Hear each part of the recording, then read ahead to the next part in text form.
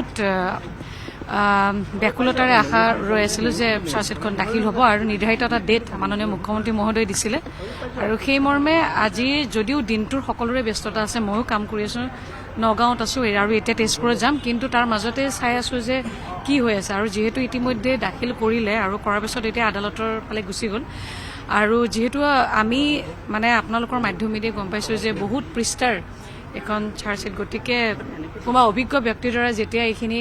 ভালকে মানে সহজ ভাষাত যেতিয়া আমি গোটেই কথাবিলাক গম পাম মই ভাবোঁ যে এখন শক্তিশালী এখন চাৰ্জশ্বিট হ'ব য'ত নেকি আমি সাধাৰণ মানুহে চকুৰে যিখিনি দেখা পাইছিলোঁ যে জুবিন দাক সেইখিনি সময়ত সেই 19 তাৰিখে যিধৰণে অৱহেলা কৰা চূড়ান্ত অৱহেলাটো আমি নিজে সাধাৰণ মানুহ আমি আদালত নহয় কিন্তু আমি ৰাইজৰ ফালৰ পৰা সাধাৰণ ব্যক্তি হিচাপে যিটো অনুভৱ কৰিছিলোঁ যে তেওঁলোকে চূড়ান্ত অৱহেলা কৰিছিলে গাফিলতি কৰিছিলে জুবিন দাক ইয়াৰ পৰা নিয়াৰ বা তাত যিধৰণে তেওঁলোকে লৈ গৈছিলে গতিকে সেইটো আমাৰ সিদ্ধান্ত আমাৰ ৰাইজৰ সিদ্ধান্ত যে যিসকল লগত আছিলে তেওঁলোকে প্ৰত্যেকেই কিন্তু দোষী আমাৰ ৰাইজৰ দৃষ্টিত আৰু এতিয়া আদালতে তেখেতসকলে ন্যায় দিব এই চাৰ্জশ্বিটখনৰ ওপৰত গতিকে মোৰ বিশ্বাস আছে ভিতৰৰ পৰা যে আমি স্বচক্ষুৱে দেখা সিদিনাখনৰ পৰা আজিলৈকে তেজ উতলি আছে গতিকে আৰু এই চাৰ্জশ্বিটখনো নিশ্চিতভাৱে শক্তিশালী হ'ব আৰু কোনো এগৰাকী তাত যিসকল আছিলে আৰু কোন আছে সেইবিলাক আমি পিছত বেলেগ কথা কিন্তু যিসকল আমি নিজ চকুৰে দেখিছোঁ মোৰ বোধেৰে তেওঁলোকৰো জীয়াই থকাৰ অধিকাৰ নাই আমাৰ সাধাৰণ মানুহৰ দৃষ্টিত আজি অখিল গগৈ কৈছে যে এইখন কোনো ধৰণৰ চাৰ্জশ্বিট নহয় এইখন দুনিয়া ফালি পেলাই দিব লাগে এইখন হিমন্ত বিশ্ব শৰ্মাৰ 2026 চনৰ নিৰ্বাচনী প্ৰত্যেকৰে দৃষ্টিভংগীবিলাক বেলেগ বেলেগ আৰু তেওঁলোকে এইখন যিহেতু আমাৰ স্বাধীন ভাৰত সকলোৰে কথা কোৱাৰ বাক স্বাধীনতা আছে গতিকে মোৰ দৃষ্টিভংগী বেলেগ মই মোৰ ভাৰতীয় ন্যায় ব্যৱস্থাত বা অসমৰ মাননীয় মুখ্যমন্ত্ৰী ডক্টৰ হিমন্ত বিশ্ব শৰ্মা ডাঙৰীয়াদেৱৰ ওপৰত মোৰ বিশ্বাস আছে আৰু আদালতৰ ওপৰত বিশ্বাস আছে আৰু এছআইটি ইমান সুন্দৰকৈ গোটেই বস্তুবিলাক আজি কিমান দিন হ'ল আমিতো বিচাৰিছোঁ তেওঁলোকেতো নিৰন্তৰ কাম কৰি আছে গতিকে মই ভাবোঁ যে জুবিন দাৰ ক্ষেত্ৰত মই ভাবোঁ যে কোনো এনেকুৱা ধৰণৰ কোনেও কামত গাফিলতি নকৰিব মানে তেনেকুৱা ধৰণৰ কেতিয়াও বিশ্বাস নহয় গতিকে মই ভাবোঁ যে সকলোৱে নিজৰ নিজৰ দৃষ্টিভংগীৰে চাব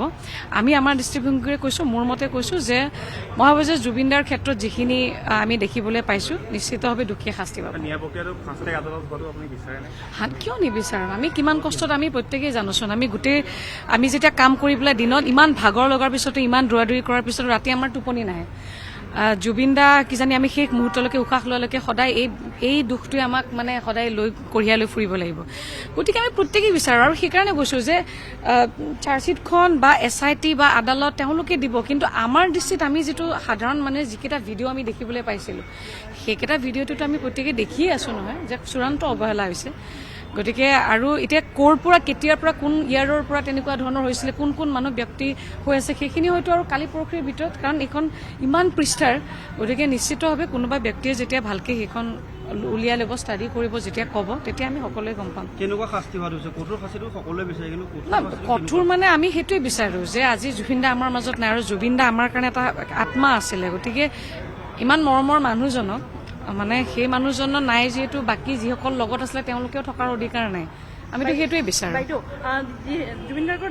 দুজন PSO আছিলে সেই PSO দুজনক আচলতে নিয়ম অনুসৰি অসম চৰকাৰে তেখেতৰ লগত ছিংগাপুৰলৈ পঠোৱাৰ ব্যৱস্থা কৰিব লাগিছিল চাওক নাই সেইটোৱেতো কৈছোঁ সেইখন আমি একো নকওঁ এতিয়া আপুনিও নক'ব ময়ো নকওঁ এইটো আমাৰ ভুল হ'ব এইটো